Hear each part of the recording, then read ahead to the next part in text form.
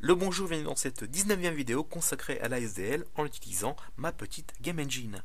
On va parler de collision entre le plane et les pilars, mais avant, on va revenir un petit peu dans la Game Engine pour vous montrer comment on fait la petite fumée qui sort d'échappement du polyplane. En fait, c'est très simple, il y a un petit artifice qui est très simple.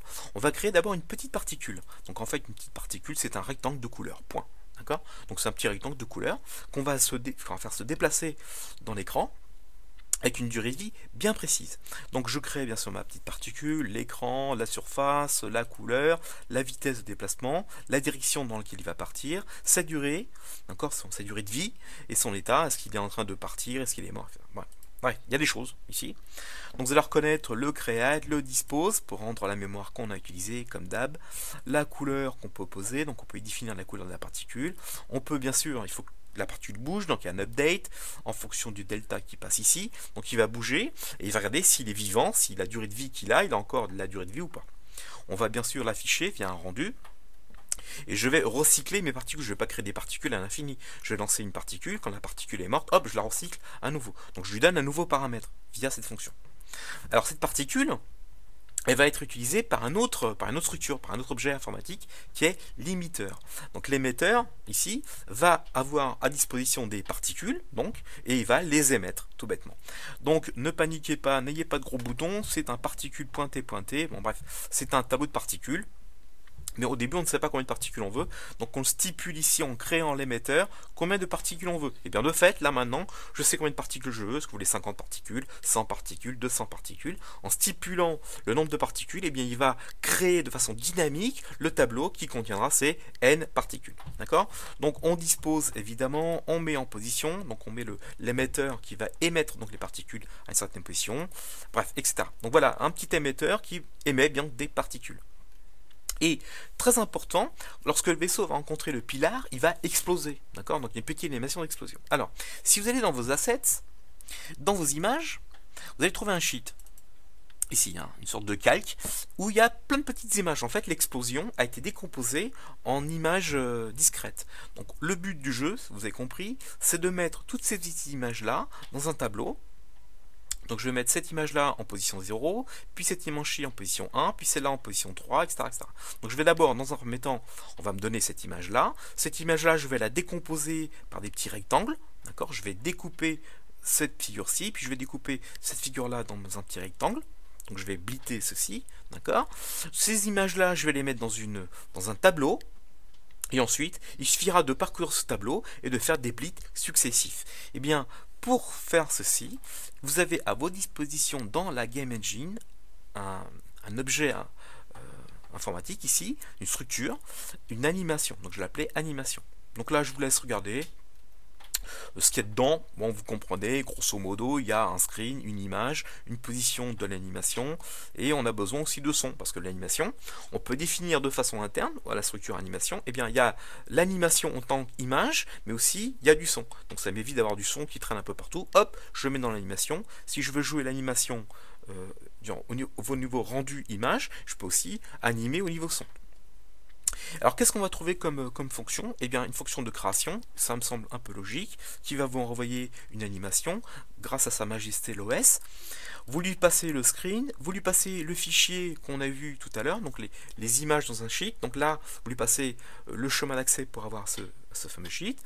Combien d'images y a-t-il en X, combien d'images en Y? Eh ben, c'est pour simplifier moi mon calcul. Donc vous dites voilà, dans le tableau que je te passe ici en images, il y a 1, 2, 3, 4, 5 en X, 1, 2, 3, 4, 5 en Y. De fait, il sait la dimension de votre image entière, il sait combien il y a d'images en X, combien il y a d'images Y, de fait, il sait quelle est l'image ici en largeur et hauteur. Donc, il va faire la largeur divisée par n, la hauteur divisée par n.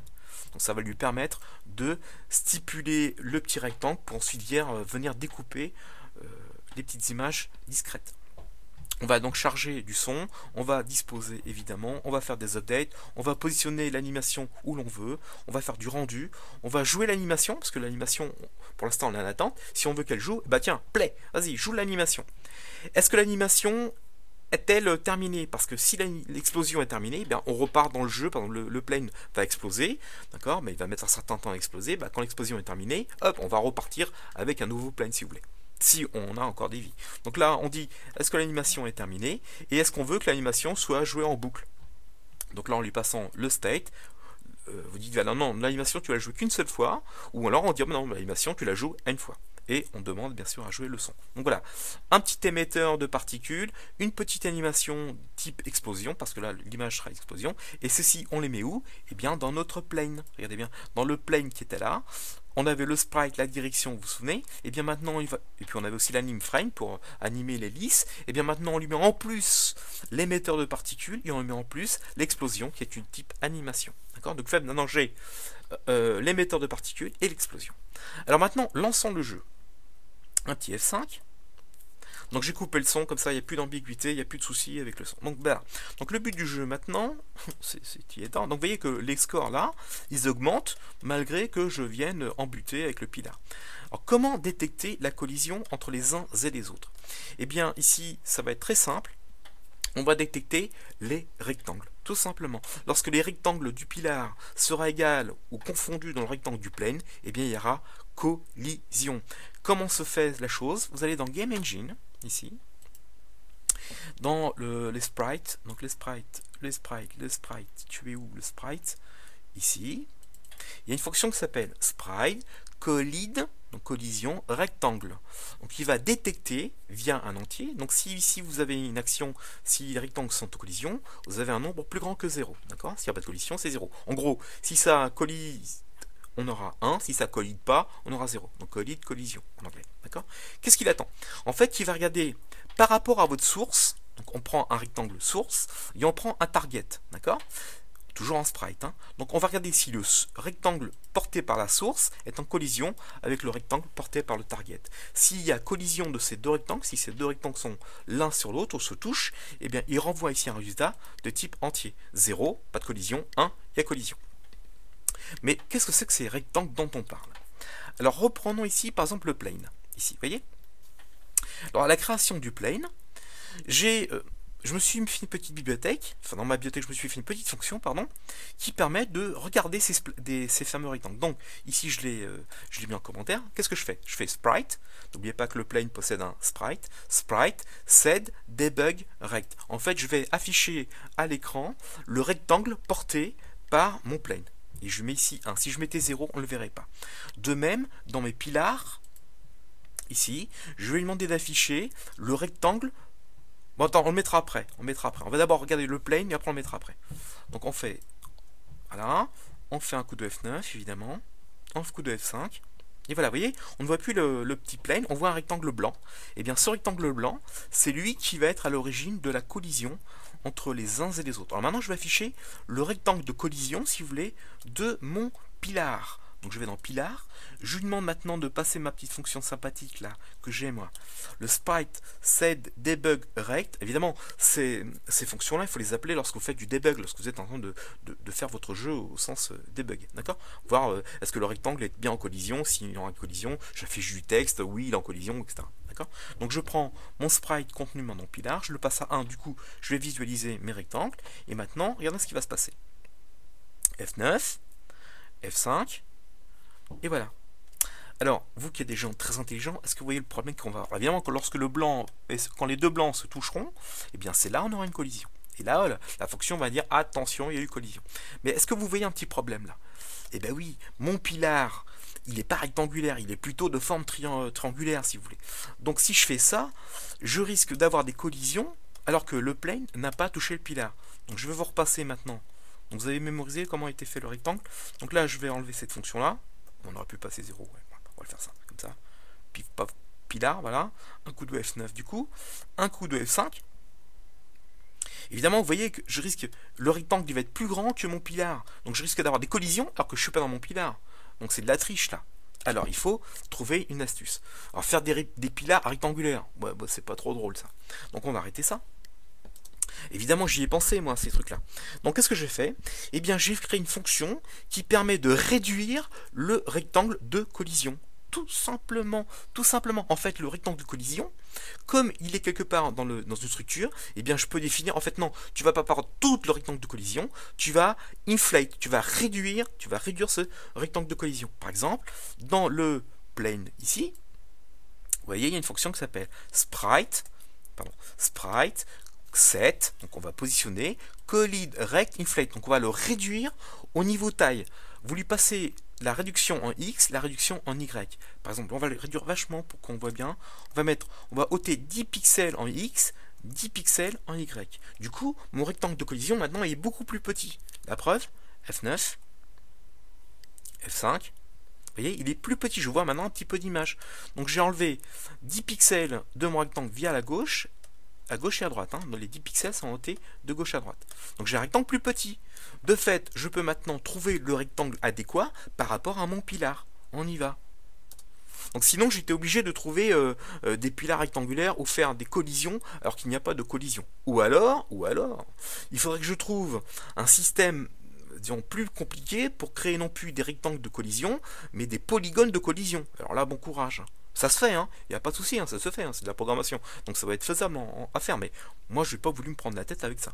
Donc j'ai fait pilar C.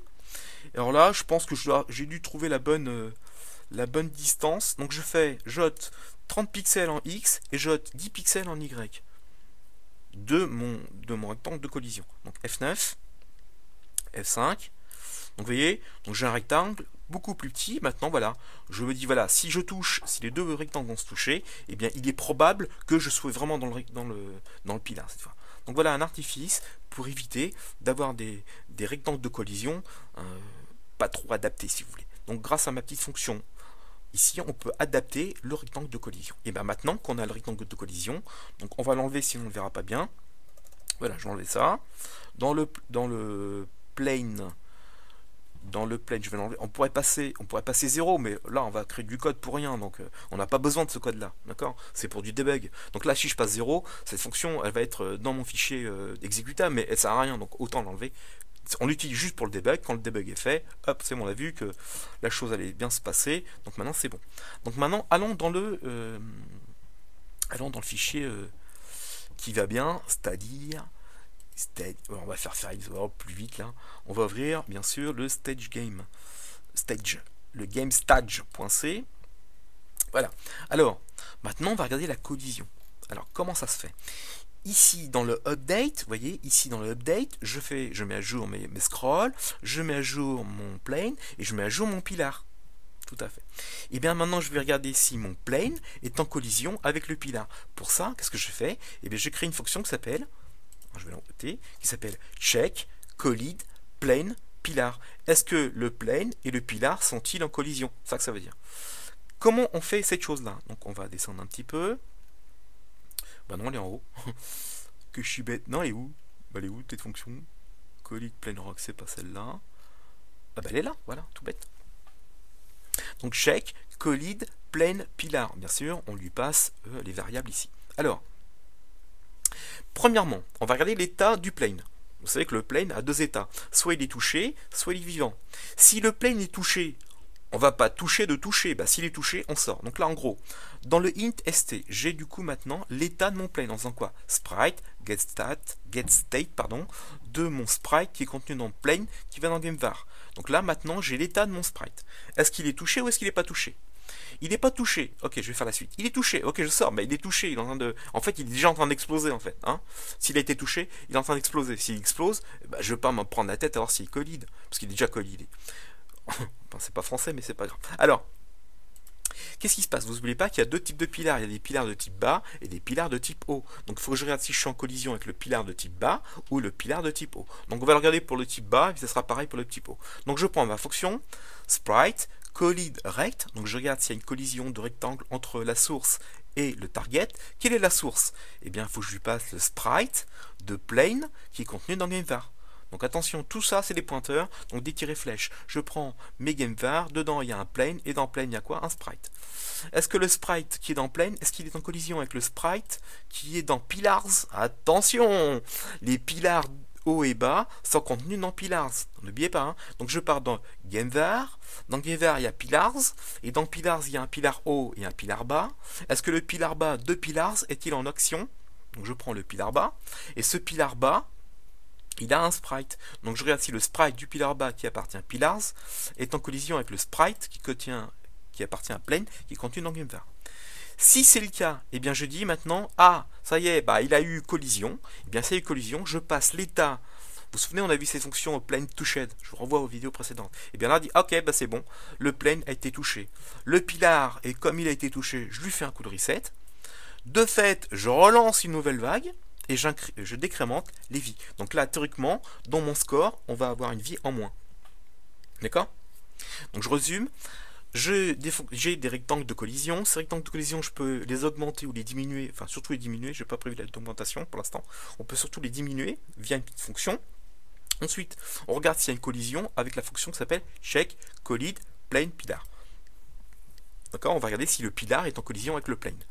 Comment se fait-ce? Attention, attention, les pilars sont contenus dans Pillars. Et Pillars possède à la fois un pilar haut et un pilar bas. Par contre, le plane possède lui un sprite. Et le sprite du pilar bas est contenu dans Pillars. C'est ça le petit truc. C'est ça qu'il ne faut pas faire. C'est ça qu'il faut faire attention. Donc, s'il y a une collision, donc ici je reçois un résultat plus grand que 0. D'accord? Je dis à mon plane, eh ben ça y est, t'es touché. Voilà. Et bien en gros, si vous allez dans le code, on va aller faire l'explosion. D'accord? On va remettre à 0 le reset du pilar, le pilar a explosé, hop, on le fait retourner à la cage, on relance une nouvelle vague, est-ce que c'est lui qui va repartir ou est-ce que c'est son copain? Là c'est les dés qui vont le dire, et après on décrémente les vies, d'accord? On va lancer ça pour voir si ça le fait. Donc F9, F5, alors, badaboum, alors j'ai pas encore le rock du bas, par contre, badaboum, encore une fois, badaboum, là évidemment, là j'ai plus de vie, mais j'ai plus en haut, mais j'ai pas dit qu'il fallait ça. Évidemment, game over, il suffit de prendre les points de vie. Si ces points de vie sont négatifs, eh bien vous êtes mort et vous sortez du jeu. Merci, à très bientôt.